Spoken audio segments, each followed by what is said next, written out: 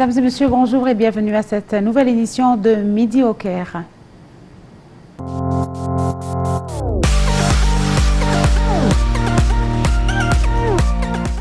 Et on commence à la une de cette édition avec une nouvelle locale concernant le chef de l'État Abdel Fattah al-Sisi qui a inspecté les bureaux des jeunes entrepreneurs, l'exposition de Sinaï et le musée de vie décente qui sont les pavillons établis dans le cadre des activités du Forum mondial de la jeunesse à Sharm el-Cheikh. C'est ce qu'a déclaré le porte-parole de la présidence, Bassam Rodi. Le président Abdel Fattah al-Sisi a échangé avec les participants à ces activités sur ce que l'État peut leur offrir pour soutenir leur projet, a ajouté l'ambassadeur Bassam Rodi, porte-parole de la présidence.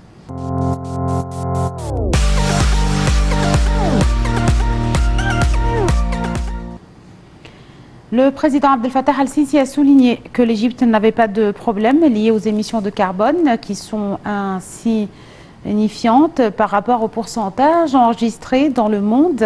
Mais malgré cela, l'Égypte prête attention à cette question et agit efficacement à cet égard. Le chef de l'État a fait ses déclarations devant une séance de discussion intitulée « La route de Glasgow » à Sharm el-Cheikh pour la lutte contre les changements climatiques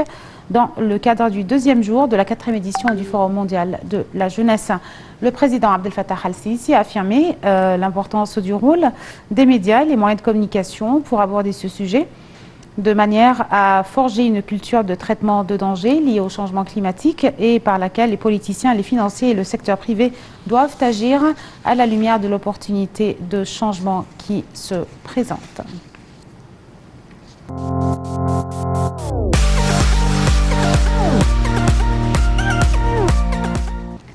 La lutte contre les épidémies, les maladies dangereuses et la surpopulation, ainsi que les moyens de les contrôler, sont des sujets importants à inclure dans un des articles des droits de l'homme, a déclaré le président Abdel Fattah al-Sisi. Lors d'une intervention devant la séance, la simulation du Conseil des droits de l'homme des Nations Unies tenue dans le cadre des activités du deuxième jour de la 4e édition du Forum mondial de la jeunesse à Sharm el-Cheikh. Les détails dans ce commentaire. La lutte contre les épidémies, les maladies dangereuses et la surpopulation, ainsi que les moyens de les contrôler, sont des objets importants à inclure dans un des articles des droits de l'homme, a déclaré le président Abdel Fattah al-Sisi lors d'une intervention devant la séance « La simulation du Conseil des droits de l'homme des Nations Unies » tenue dans le cadre des activités du deuxième jour du Forum mondial de la jeunesse à Sharm el-Cheikh.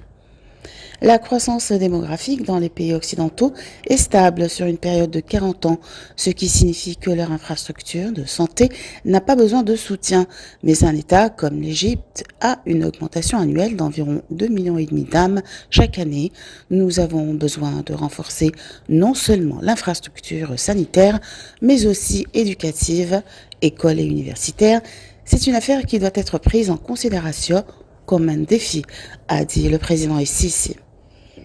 Le chef de l'État a jugé nécessaire une approche intégrée et globale de la situation en Égypte en examinant la question.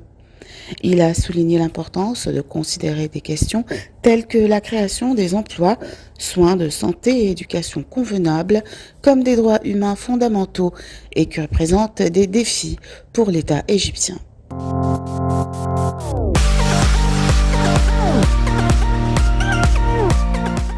Le président Abdel Fattah al-Sisi a souligné que l'Égypte n'avait pas de problème liés aux émissions de carbone qui sont insignifiantes liées par rapport au pourcentage enregistré dans le monde. Mais malgré cela, l'Égypte a prêté attention à cette question et agit efficacement donc à cet égard. Et je vous laisse avec les explications. Le président Abdel Fattah al-Sisi a souligné que l'Égypte n'avait pas de problème lié aux émissions de carbone qui sont insignifiantes par rapport au pourcentage enregistré dans le monde. Mais malgré cela, l'Égypte a prêté attention à cette question et agit efficacement à cet égard. M. Sisi a fait cette déclaration devant une séance de discussion intitulée « La route de Glasgow à Sharm el-Cheikh pour la lutte contre les changements climatiques » dans le cadre du deuxième jour de la 4e édition du Forum mondial de la jeunesse. Le président Sisi a également souligné la nécessité de faire montrer une volonté de changer le statu quo dévastateur et la pollution de l'univers. Il a affirmé l'importance du rôle des médias et des moyens de communication pour aborder ce sujet de manière à forger une culture de traitement des dangers liés au changement climatique et par laquelle les politiciens, les financiers et le secteur privé doivent agir à la lumière de l'opportunité de changement qui se présente.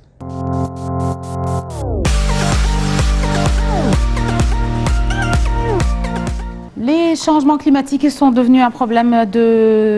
dominant et le monde doit le confronter fermement et rapidement afin qu'il puisse suivre le rythme des défis imposés par ces changements lors de la période à venir, a déclaré le Premier ministre Dr Moustapha Madbouli lors d'un débat intitulé « La route de Glasgow à Sharm el-Sheikh pour faire face au changement climatique » dans le cadre de la 4e édition du Forum mondial de la jeunesse. Tenu sous les auspices du président Abdel Fattah al-Sisi, Dr Moustapha Madbouli, le Premier ministre, a noté que le monde n'avait pas pris au sérieux les avertissements des experts sur le changement climatique depuis 15 ans et les traitait comme des opinions très pessimistes.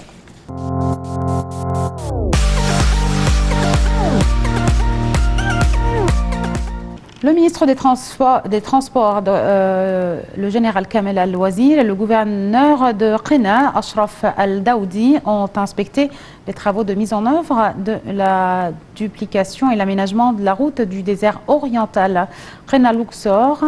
Lors de cette tournée d'inspection, le ministre a indiqué que les travaux de mise en œuvre de la duplication, du développement et de la modernisation de la route du désert oriental Qina-Luxor seront achevés le 31 juillet. Le projet de duplication fait 108 km de long,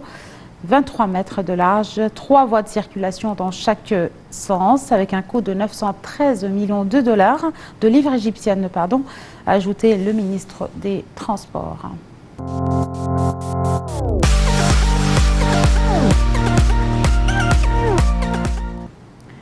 Et le ministre du Pétrole et des Ressources minérales, Tariq Al-Mullah, a déclaré que des travaux étaient en cours pour installer la première raffinerie d'or en Égypte, dans la région de Marsa Alam, dans le désert oriental, afin de maximiser la valeur ajoutée des ressources minières, des ressources aurifères et compléter la chaîne de valeur de la production d'or. Et lors de sa participation à la 8e réunion de consultation des ministres arabes des mines et des richesses minières minérales à Riyad, Tariq Al-Mullah a souligné que la vision de développement du secteur minier avait pour but d'augmenter sa contribution au produit intérieur brut d'environ 0,5% à 5% au cours des 2 prochaines décennies via l'émission de plus de 200 permis de prospection annuels. Le secteur minier en Égypte recueille les fruits de réforme, a dit le ministre Tariq Al-Mullah, évoquant la participation mondiale et nationale inédite dans le domaine de l'extraction d'or dans le désert oriental et la mer Rouge, malgré les défis mondiaux de la pandémie du coronavirus.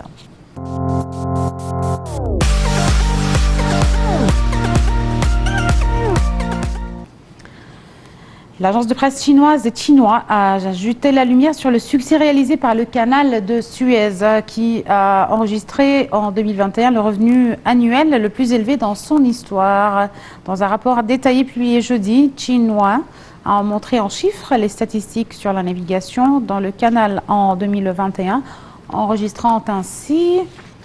de nouveaux records tout au long de son histoire et réalisant le revenu annuel le plus élevé, soit 6 milliards 300 millions de dollars, et les cargaisons nettes annuelles les plus importantes, soit 127 milliards de tonnes, selon les déclarations dimanche dernier du chef de l'autorité du canal de Suez, Oussama Rabia.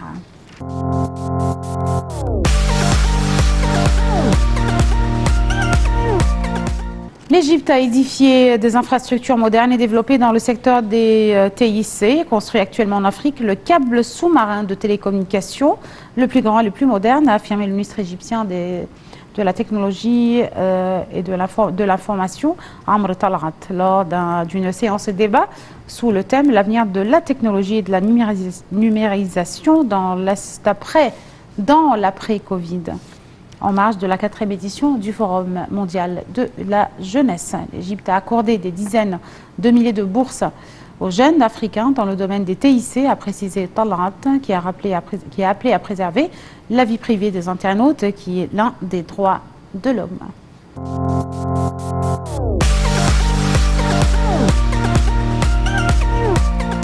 L'Égypte a édifié des infrastructures modernes et développé dans le secteur des TIC et construit actuellement en Afrique le câble sous-marin de télécommunication le plus grand et le plus moderne, a affirmé Amr Talat lors de la séance sous le thème l'avenir de la technologie et de la numérisation dans l'après-Covid.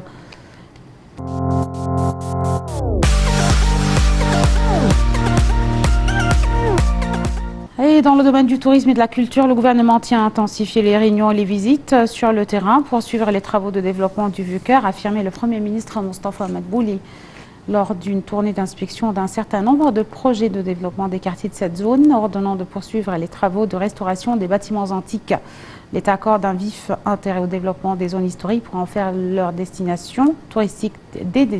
destinations touristiques distinguées qui attirent les visiteurs de différents pays du monde, a ajouté Dr Madbouli, qui était accompagné des ministres du Tourisme et des Antiquités et du Logement et du gouvernement au Caire. Le Premier ministre a suivi sur le terrain le projet de construction d'un hôtel touristique à caractère historique sur le site de Maqallet al-Shourbaghi, qui offrira une expérience distinguée à ceux qui souhaitent visiter cette zone et connaître donc les secrets de sa civilisation. Cet hôtel qui donnera sur la rue Al-Mu'izz, Darb al-Magharba et Bab Al-Ftouh comprendra 28 chambres d'hôtel et 10 suites.